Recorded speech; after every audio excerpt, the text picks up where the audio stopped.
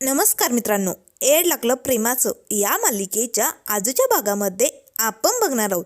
शेवटी रायाला आता miss fire भेटलेली असते. तर राया मिस फायरपर्यंत कसा पोचणार हे आपल्याला लवकरच बघायला मिळेल. तर इथे आता इन्स्पेक्टर साहेब रायाला म्हणू लागतात, राया DNA टेस्टचे रिपोर्ट आलेत आणि यात ज्याप्रमाणे सांगितलं आहे ना त्याप्रमाणे खरंच बिबट्याने मंजिरीची शिकार केली राया, आणि मंजिरी आता नाही राहिली. तेव्हा रायाला सगळ्यांना मात्र धक्का बसतो. पण शशिकला आणि निक्की मात्र खूप खुश होतात. तेव्हा निक्की म्हणू लागते, याचा अर्थ काय समजायचा? शेवटी मंजिरीला वाघाने खाल्लं, मंजिरी संपली, आता ती मेली, हो की नाही? नानाजीजी रडत असतात. त्याच वेळेस शशिकला म्हणू लागते, म्हातारी अगं बघतेस ना काय रिपोर्ट आलेत, ऐकू आलं ना तुला? अगं तुझी लाडकी लेक गेली, आता या म्हाताऱ्या वयात कोण सांभाळणार तुम्हाला? आता तुम्ही दोघेही म्हातारी एकटे पडणार. आता कसं होणार तुमचं? त्याच वेळेस लगेच राया ते इन्स्पेक्टर साहेबांच्या हातनं ते पेपर घेतो आणि वाचू लागतो. आता मात्र राया लगेच ते DNA टेस्टचे रिपोर्ट फाडून टाकतो आणि आता शशिकला आणि निक्कीच्या अंगावर ते फेकतच म्हणू लागतो, माझी मिस फायर जिवंत आहे, तिला काय बी झालेलं नाही या. तेव्हा निक्की म्हणू लागते, राया अरे रिपोर्ट बघितलेस ना तू? मग उगच खोटी आशा कशाला बाळगतोय? गेली तुझी मंजिरी.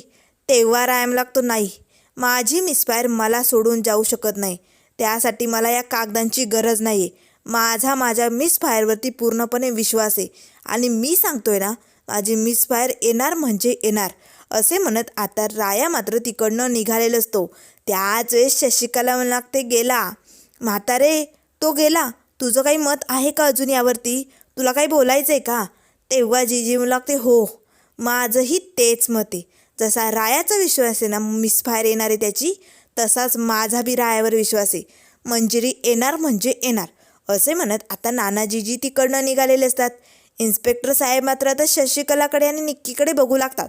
तेव्हा शशिकला म्हणू लागते, घ्या, तुमच्या कायद्यावरती ठेवला विश्वास तुमच्या रायाने? नाही ना, तुमच्या तोंडावरती कागद फाडून गेला. काय तर म्हणे रायाची बाजू घेताय तुम्ही, कशाला घेताय त्याची बाजू? असे म्हणत आता शशिकला मात्र कुटकुट करत तिकडनं बाहेर निघून जाते. तर इकडे घरी मात्र आता निक्कीने सगळ्या गाववाल्यांना जमा केलेलं असतं. मंजिरीच्या श्राद्धाची सगळी काही तयारी झालेली असते. गुरुजी आलेले असतात, इथे श्राद्धाचे विधी चालू झालेले असतात. नाना मात्र आता मंजिरीचं श्राद्ध घालण्यासाठी पांढरा ड्रेस घालून आता बसलेले असतात. गुरुजींनी सांगितल्याप्रमाणे नाना समदे विधी पार पाडत असतात. त्याच वेळेस आता जीजी आणि रुजिता घरी येतात. आता मात्र हे सगळं बघून जीजीला मोठा धक्काच बसतो. मडकं काय बनवलेलं असतं, मंजिरीच्या फोटोला चंदनाचा हार काय घातलेला असतो, हे सगळं बघून आता जीजी ओरडतच म्हणू लागते, अहो काय करताय तुम्ही? वेळ लागले का तुम्हाला? उठा, पटकन तिकडनं उठा. हे बघा, आपल्या मंजिरीचे श्राद्ध घालण्याची अजून वेळ आलेली नाही आहे, तिला काही झाले नाही आहे. तेव्हा लगेच शशिकला म्हणू लागते, म्हातारे अगं तुझं संतुलन बिघडलं आहे, उगच कशाला डोक्याला ताण देते तू? जे चालू आहे ना ते अगदी बरोबर चालू आहे. हे बघ, मंजिरी मेली, आता तिचं श्राद्ध घालणं खूप गरजेचं आहे, मेलेल्या माणसाला शांती भेटते. त्याच वेळेस मंजिरी म्हणू लागते, माझ्या मंजिरीने तुझं श्राद्ध घातलं होतं ना, तू जिवंत आहेस ना, मग माझी मंजिरी पण जिवंत आहे, तिचं श्राद्ध घालायची काहीही गरज नाही आहे, उठा उठा. असे म्हणत जीजी पटकन नानांचा हात पकडते आणि त्यांना तिकडनं उठवते. त्याच वेळेस निक्की म्हणू लागते, म्हातारे वेळ लागले का तुला? काय काय चालू आहे तुझं? अगं दिसत नाही का तुला, पिंडदान करायचं आहे, अगं ती मंजिरी मेली आता. तेव्हा जीजी म्हणू लागते, नाही या, मी इथे असं काही होऊ देणार नाही, चला निघा इकडनं, समद्याने निघा, पिंडदान होणार नाही, कारण माझी मंजिरी जिवंत आहे आणि ती परत येणार आहे. तेव्हा लगेच शशिकला म्हणू लागते, अगं वेळ लागले का तुला? ते काय म्हणतात ना, साठी होताच बुद्धी झाली माठी, असं झालंय म्हातारे तुझं. अगं पांढरे केस झाले तुझे, पण तरी तुला अक्कल आली नाही का? अगं श्राद्ध घालतोय ना तुझ्या लेकीचं. त्यावर लगेच जीजी म्हणू लागते, शशिकला मेलेल्या माणसाचं श्राद्ध घालतात, जिवंत माणसाचं नाही, एवढी अक्कल मला आहे. आणि पिंडदान आत्म्याला शांती मिळावं म्हणून केलं जातं, पण माझी मंजिरी जिवंत असताना हे समद करायची काही बी गरज नाही आहे, त्यामुळे मी असं काही होऊ देणार नाही. तेव्हा लगेच आता निक्की म्हणू लागते, म्हाताऱ्या बैस तिकडे, बैस लवकर. तेव्हा जीजी म्हणू लागते, नाही या, तुम्ही असं काहीही करायचं नाही. त्यावर शशिकला म्हणू लागते, अगं म्हातारे, अगं लेक मानत होती ना त्या मंजिरीला. मग अगं आईबाप म्हणून तिचं पिंडदान करशील की नाही? अगं व्हायला गरज आहे त्या सगळ्याची. अगं तिच्या आत्म्याला शांती भेटेल. हे बघ, हे सगळं होणं खूप गरजेचं आहे, हो की नाही गुरुजी? तेव्हा गुरुजी म्हणू लागतात हो. त्याच वेळेस निक्की म्हणू लागते बरं ठीक आहे, चल म्हातारी तुम्हाला नाही करायचं ना मंजिरीचं श्राद्ध, मी करते. चला गुरुजी करा, काय विधी असेल ते करून घ्या. चला मी पिंडदान करते. त्यावर जीजी म्हणू लागते तू तू करणार माझ्या मंजिरीचं पिंडदान? मी बघतेच. असे म्हणत जीजी आता लगेच निक्कीजवळ जाणार. तेच शशिकला तिचा हात पकडते आणि म्हणू लागते आता इकडनं कुठे बी हलायचं नाही, सोडणार नाही मी तुला. चला गुरुजी करा विधीला सुरुवात. तेव्हा निक्की म्हणू लागते म्हणा काय ते मंजिरी मेली मंजिरी प्रशस्त काय असतं ते म्हणा पटापट. आता गुरुजींनी ते विधीला सुरुवात केलेली असते. त्याच वेळेस आता निक्की आणि शशिकला मात्र हसू लागतात. तेवढ्यात आता दरवाजात राया आलेलं असतो. हे सगळं थांबवा हे सगळं. सगळेजण आता रायाकडे बघू लागतात. राया मात्र आता मिसफायरच्या फोटोकडे बघू लागतो. आता रायाने तो फोटो आपल्या हातात घेतलेला असतो आणि त्याला जो हार घातलेला असतो ना, तो काढून आता निक्कीच्या अंगावरती फेकलेला असतो. आणि जे काही पाटावरती साहित्य वगैरे मांडलेलं असतं तेही आता रायाने उधळून लावलेलं असतं. तेव्हा निक्की म्हणू लागते राया वेळ लागलाय का तुला? दिसत नाही का तुला इथे श्राद्ध चालू आहे? तेव्हा राया म्हणू लागतो कुणाची हिंमत झाली? माझ्या बायकोचं हे असलं कार्य घालण्याची कुणाची हिंमत झाली? सोडणार नाही मी त्याला. निघायचं इकडनं फुटायचं. तेव्हा निक्की म्हणू लागते राया अरे तुझं मानसिक संतुलन बिघडलंय का? अरे मंजिरी मेले एक्सेप्ट कर ना. अरे का दुसऱ्यांना त्रास देतोय? अरे जे काही चालू ना ते अगदी बरोबर आहे. मंजिरीचं पिंडदान व्हायलाच पाहिजे. तेव्हा राया लागते निक्के तुम्हाला वेळ लागलं म्हण नाहीतर काय बी म्हण. या रायाला मिसफायरच्या प्रेमाचं येड लागलंच आहे. पण तू काहीही म्हण, माझी मिसफायर जिवंत आहे आणि माझं मन मला सांगतंय. तेव्हा निक्की मला लागते गप्पा बैस, तुझ्या मनाचं काय घेऊन बसला? तिकडे DNA टेस्टचे रिपोर्ट बघितले ना, मग ते रिपोर्ट सांगतायत ना मंजिरी मेली त्या बिबट्याने तिची शिकार केली म्हणून. तेव्हा रायम लागतो माझ्या मिसफायरवरती माझा पूर्ण विश्वास आहे. त्यासाठी मला या असल्या कागदांची गरज नाही आहे. सांगितलं ना, माझं मन मला सांगतंय माझी मिसफायर येणार म्हणजे येणार.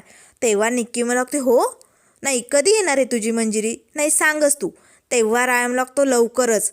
आणि ह्या समद्यामागं तुमचं नक्कीच काहीतरी हात आहे हे मला कळलं या. तेव्हा निक्की म्हणू लागते वा राया मस्त पटलं. आत्तापर्यंत वाटत होतं तुला वेळ लागले, पण नाही आता तुझं खरंच डोकं बिथरलंय असं वाटायला लागलंय. आता या सगळ्यात आमचा काय हात असणार आहे? आम्ही कशाला काही करू?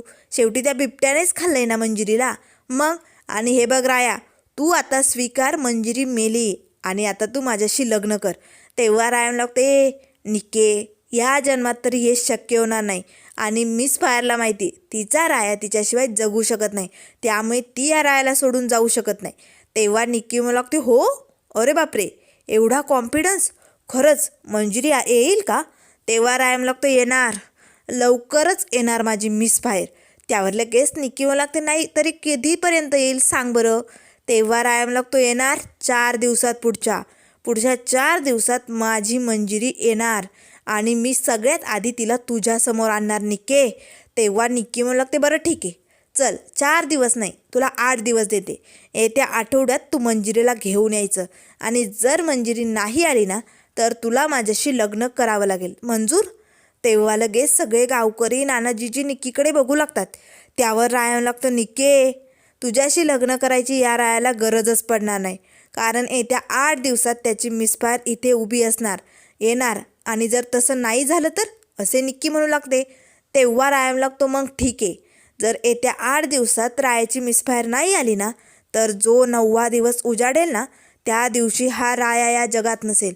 हा राया स्वतःला संपवेल, पण तो तुझ्याशी लग्न कधीही करू शकत नाही, या जन्मात तरी ते शक्य नाही. तेव्हा निक्की म्हणू लागते राया अरे काय बोलतोय तू? अरे ती मंजिरी मेली गेली, तिचा विसर पड आता. हे बघ तू तुझ्या जीवाला काही करून घेणार नाही. तेव्हा रायम लागतं नाही 100% खात्रीने सांगतोय माझी मिसफायर येणार आणि तसं जर झालं नाही ना तर हा राया बी जगणार नाही, तो बी स्वतःला संपवणार आहे. मग राया हा मिसफायरच्या प्रेमात वेडा झाला म्हणा नाहीतर काय बी म्हणा. तेव्हा निक्की म्हणू लागते राया हे बघ असं काही करू नको नाहीतर बघ मी. तेव्हा रायम लागतो काय करशील तू सांग ना? मला तर 100% खात्री निक्के मिस फायरला गायब करण्यामागे तुझाच काहीतरी हात आहे आणि तसं जर असेल ना तर तुझा मी जीव घेईन, असे म्हणत आता राया लगेच निक्कीचा गळा दाबणार. ते जीजी पटकन पळत येते आणि मला लागते, राया काय करतोय तू? अरे हिला मारून तू तुझे हात खराब करून घेणार आहे का? तुला जेलमध्ये जायचं आहे का? तेव्हा राया लागतो, जेलमध्ये काय जीजी, हा राया नरकात बी जायला तयार आहे, पण या निक्कीला सोडणार नाही. आजपर्यंत या निक्कीने लई कांड केलेत आणि मला खात्री यावेळेसही नक्की या निक्कीचाच काहीतरी हात आहे. तेव्हा निक्की म्हणते, ए चल फुट, मी पण बघते आता तुझी मंजिरी कशी येते ते. त्यावर राया म्हणू लागतो, येणार, माझी मिसफायर येणार आणि निक्की तुझा शेवट होणारा. आतापर्यंत लय बघितलं पण आता नाही सोडणार. तेव्हा जीजी म्हणू लागते, राया तुझा विश्वास आहे ना मंजिरी येणार आहे म्हणून, मग कशाला हिच्या तोंडाला लागतोय? आणि ए निके, आता तू माझ्या घरातनं फुटायचा, निघायचं. तेव्हा राया म्हणू लागतो, हो समद्यांनी इकडनं निघायचा, समद्यांनी. आता जर कोणी इकडे थांबलं ना तर मग त्याला सोडणार नाही, असे म्हणत राया आता लगेच मिसफायरच्या फोटोसमोर जे मडकं ठेवलेलं असतं ना ते मडकं उचलून आपल्या हातात घेतो आणि लागते, ए गुरुजी निघतोस का नाही, का घालू तुझ्या डोसक्यात, निघ लगेच इकडनं. आता गुरुजी मात्र तिकडनं पळालेला असतो. तेव्हा राया गावातील लोकांना म्हणू लागतो, तुम्हाला बी तुमचा जीव जर प्यारा असेल ना तर इकडनं निघायचं, नाहीतर इथे जित्ता मारून टाके ना, लगेच निघायचं, असे म्हणत आता समद्यांसमोर रायाने ते मडकं असं जोरदार दिशी फोडलेलं असतं. सगळे गावकरी मात्र तिकडनं पळून जातात. तेव्हा शशिकाला म्हणायला जाते, ए राया. त्याच वेळेस राया लागते, काके तोंडातनं एक शब्द बी बाहेर काढायचा नाही. तू जर आता एक सबूत बी बाहेर काढला ना काके, तुझा फोटो लावीन इथे. तुझ्या फोटोला हार असेल आणि तुझं श्राद्ध घालेन, सगळ्या लोकांना बोलवेल, शोकसभा भरवेल आणि तुझं मडं उभं करेन. आता एक सबूत बी बोलायचा नाही. एकतर माझ्या मिसफायरने आधीच तुझी चिता जाळायला घेतली होती, त्यामुळे राहिलेलं अर्धं काम मी पुरं करेन. त्यामुळे काके पुन्हा या घराकडे फिरकायचं नाही, लगेच फुटायचं इकडनं, नाहीतर तुझी वाट लावून टाकेल. आता शशिकलाची तर बोलती बंद पडलेली असते. त्याच वेळेस निक्की मला लागते, राया मानला किती हा अंधविश्वास, माझी मंजिरी येणार येणार, आता मी पण बघते आठवड्यात तुझी मंजिरी येते की नाही, आणि जर नाही आली ना राया मग मला काय करायचं ते मी बघून घेईल. तेव्हा राया लागतो, सांगितलं ना माझी मिसफायर येणार म्हणजे येणार. त्यावर जीजी मला लागते, ऐकू नाही येत तुला, चाल निघ इकडनं. नाही तू अशी नाही जाणार माझ्या घरातनं, थांब मी तुला घराबाहेरच काढते, असे म्हणत जीजी आता निकीचा हात पकडते आणि ओढतच तिला दरवाज्यातनं बाहेर ढकलून देते. आता मात्र भडकलेली निक्की जीजीकडे बघू लागते आणि लागते, एवढा माज बरा नव्हे म्हातारे, हाच माज जेव्हा मंजिरीची बॉडी घरी येईल ना तेव्हा मला दाखव, मग मी बघून घेईल. आणि मी पण बघते राया तू कसा मंजिरीला घेऊन येतोय. आता मात्र निक्कीच्या या बोलण्यावरनं रायाला मात्र संशय आलेला असतो. नक्कीच मिसफायरला गायब करण्यामागे या निक्कीचा हात आहे. आता निक्की तिकडनं निघालेली असते तर आता लगेच जीजी रडू लागते, कारण आता जीजीने सगळ्यांसमोर हिंमत तर दाखवलेली असते, पण खरंच मंजिरी येईल ना, जीजीचं मन खचत असतं. तेव्हा राया जीजीजवळ येतो आणि मिसफायरचा फोटो आता जीजीच्या हातात देतो आणि लागतो, जीजी काळजी करू नको, तुझ्या या लेकावर विश्वास आहे ना, मग आपली मिसफायर येणार, तू टेन्शन घेऊ नको आणि या असल्या लोकांच्या बोलण्याकडे अजिबात लक्ष देऊ नको. जीजी मात्र प्रेमाने आता मिसफायरच्या फोटोवरनं असं आपला पदर फिरवते आणि लागते, राया येईल ना रे आपली मंजिरी.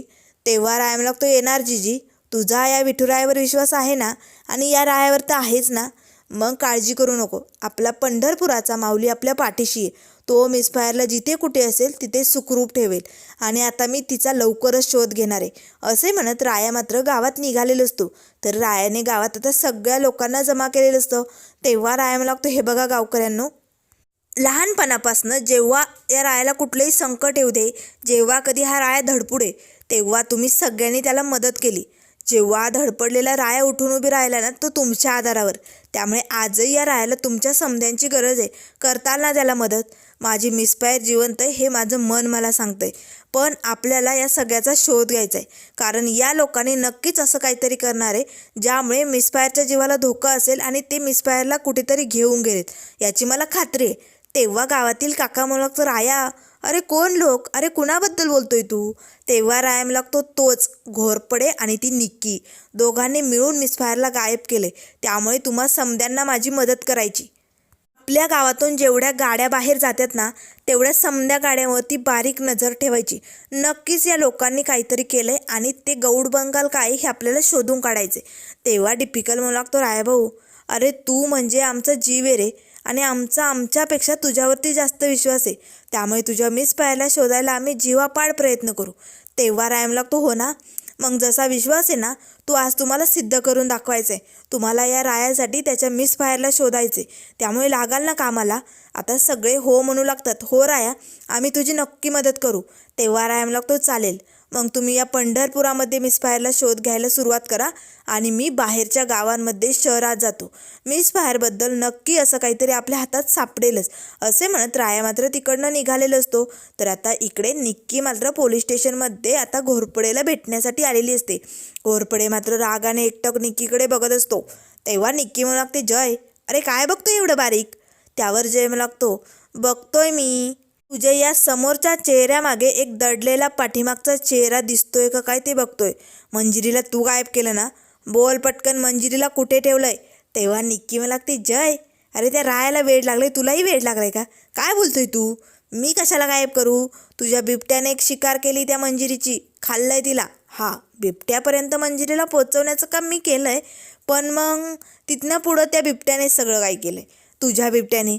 तेव्हा लगेच आता जय रागाच्या भरात निक्कीचा गळा आवळायला येतो आणि लागते, ए खोटं बोलू नको, आजवर लय ओळखतो मी तुला, खोटं बोलायचं नाही. जर तू निक्की असं म्हणते मंजिरीला गायब केलं नाही तर तो राया का म्हणतोय ती जिवंत आहे म्हणून, सांग लवकर. तेव्हा निक्की मला लागते, त्या रायाला वेड लागलंय, जाऊ दे मरू दे, थोडे दिवस म्हणेन आणि नंतर विसरून जाईन. पण कसं आहे, मंजिरी शेवटी मेली ना, याची शोकसभा व्हायलाच पाहिजे. तेव्हा लगेच जय लागतो, नाही माझी मंजिरी जर गेली असेल ना तर मग मी काय करू, माझं सगळं युद्ध इथेच थांबेल ना. तेव्हा निक्की म्हणू लागते, जय अरे युद्धात हारजीत चालूच असते, जाऊ दे, कोणीतरी एक गेल्याशिवाय आपलं भलं होणार नव्हतं, आणि आता माझं भलं होणार आहे, कारण मंजिरी गेली ना, मग राया फक्त आता माझाच होणार. त्यावर जय म्हणू लागतो, वेड ये तो भ्रमात राहू नको, तो राया आणि तुझा होईल शक्य नाही. जर त्याची मिसफायर मेलेली असेल ना खरंच तर तो राया स्वतःला संपवेल. तेव्हा निक्की म्हणू लागते, नाही असं काही होणार नाही, तो राया नाही संपवणार स्वतःला. त्यावर जय म्हणू लागतो, हो का, एवढा कॉन्फिडन्स, मग मला सांग बरं, तुला खात्री आहे तो राया नक्की मंजिरीला घेऊन येईल की नाही. तेव्हा निक्की म्हणू लागते, नाही येऊ शकत, कारण मंजिरी नाहीच आहे, ती मेली आहे, ती कशी येईल. नाही आणणार राया तिला, येत्या 8 दिवसांची मुदत दिली, जर राया मंजिरीला घेऊन नाही आला ना तर मी त्याच्याशी लग्न करणार आहे. तेव्हा जयम लागते, भ्रमात राहू नको, तो राया काहीही करू शकतो. तेव्हा निक्की मला लागते, सांगितलं ना, मंजिरी येणार नाही म्हणजे नाही. असे म्हणत आता निक्कीला मात्र फुल कॉन्फिडन्स असतो. तर इकडे नाना जिजीला मात्र मोठं टेन्शन आलेलं असतं. आता नाना मात्र डोक्याला हात लावून रूममध्ये विचार करत असताना जिजी येते. तेव्हा जिजी मला लागते, काय झालं आहे. त्यावर नाना मला उमे, आपली लेक येईल ना गं परत, खरंच मंजिरी असेल ना गं जिवंत, तिला काही झालं नसेल ना. तेव्हा जिजी म्हणू लागते, हे बघा, राया आपलं लेक आहे की नाही, आणि मुलावरती आईवडिलांनी विश्वास ठेवायचा असतो, आणि आपल्याला रायावर विश्वास ठेवणं भाग आहे. आपणच जर असं खचून गेलो तर तो काय करेल, त्याने सांगितलं आहे ना तो मंजिरीला घेऊन येणार. हां, पण आपल्याला जरा वेळ वाट बघावी लागेल, थोडे दिवस जास्त वाट बघावी लागेल, पण तोपर्यंत आपण खचून चालणार नाही. हे बघा, धीर धरा, मंजिरी येणार म्हणजे येणार, आणि राया तिला नक्की घेऊन येणार, माझा विश्वास आहे रायावरती. असे म्हणत आता जिजीने मात्र नानांची समजूत काढलेली असते. तर इकडे आता ठरल्याप्रमाणे गावकरी गावात सगळीकडे आता मिसफायरचा शोध घेत असतात. तर राया मात्र आता वाखरी पंढरपुराच्या बाहेर जी काही गावं असतात त्या सगळ्या गावामध्ये शोधाशोध सुरू करतो. तर इकडे आता घरी निखिल मात्र आता पेपर वाचत असतानाच बिबट्याच्या प्रत्येक ठिकाणच्या ज्या काही बातम्या असतात ना, म्हणजे हा बिबट्या जिथनं कुठनं पळून आलेलं असतो, त्याला जिथे पकडलेलं असतं, ते सगळ्या काही ज्या पेपरमध्ये बातम्या असतात ना, त्या सगळ्या आता निखिलने कात्रीने कापून एका ठिकाणी जमा केलेले असतात.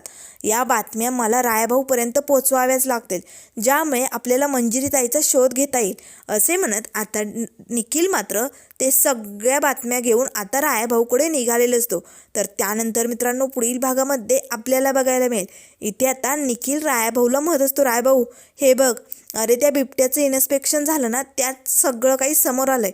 अरे त्या बिबट्याचे दात खराब झाले होते, तो तो हल्ले करत होता, पण त्याला काही खाता येत नव्हतं, कारण खूप दिवसांपासून आजारी होता आणि त्याची नखही खराब होती. त्यामुळे तो लोकांवरती फक्त हल्ला करायचा, त्यांना भक्ष्य करत नव्हता. आणि आजवर त्याने कुणाचंही भक्ष्य केलेलं नाही. हे बघ, मी सगळ्या पेपरमधल्या बातम्या वाचल्या. बघ बघ, तेव्हा रायमला तो असं असेल तर मग ते रिपोर्ट का असे आले? आपल्याला या सगळ्याचा शोध घ्यावा लागेल, असे म्हणत राया मात्र आता जिथनं ते DNA टेस्टचे रिपोर्ट आले ना, त्या ठिकाणी पोहोचलेलं असतो. आता हातात चाकू घेऊ रायाने मात्र त्या लोकांना धमकावलेलं असतं. खरं खरं सांगा, त्या बिबट्याने कुणाचं भक्ष्य केलेलंच नाही आहे किती दिवसापासनं, मग तुम्ही हे रिपोर्ट कसे तयार केले? खरं खरं सांगा, नाही तर आज मारून टाकेल. त्यावरती माणसं घाबरतात आणि म्हणतात, राया आम्हाला माफ कर, आमच्याकडे एक नख आलं होतं, त्यावरनं आम्ही हे रिपोर्ट तयार केले. तेव्हा राया लागतो, काय नख? कुठलं नख? आता लगेच ते पॉकेटमध्ये जे नख असतं ना, ते आता ते माणूस घेऊन येतो. आता त्यावरती मुंबईचा कमलनगरचा पत्ता असतो. तेव्हा राया लागतो, नगर म्हणजे हा पत्ता मुंबईचा आहे, कमलनगरचा? नाही नाही, याचा अर्थ मिसफायर मुंबईला आहे, मला तिकडे जाऊन शोधावंच लागेल. आता लगेच राय मिसफायरकडे मुंबईकडे धाव घेतो. तर इकडे मात्र आता मित्रांनो, मंजिरी एका ठिकाणी अडगळीच्या रूममध्ये पडलेली दाखवलेली असते. म्हणजे ती अजून शुद्धीवरती आलेली नसते, पण कोणीतरी तिच्या जवळ येत असतं. आता मात्र हे सगळं कोण करत असेल आणि राया मात्र मिसफायरला कसा शोधून काढेल, हे लवकरच आपल्याला बघायला मिळेल. त्यामुळे मित्रांनो, अशाच मालिकेंच्या अपडेट पाहण्यासाठी चॅनलला लाईक करा, सबस्क्राईब करा. व्हिडिओ पाहिल्याबद्दल धन्यवाद.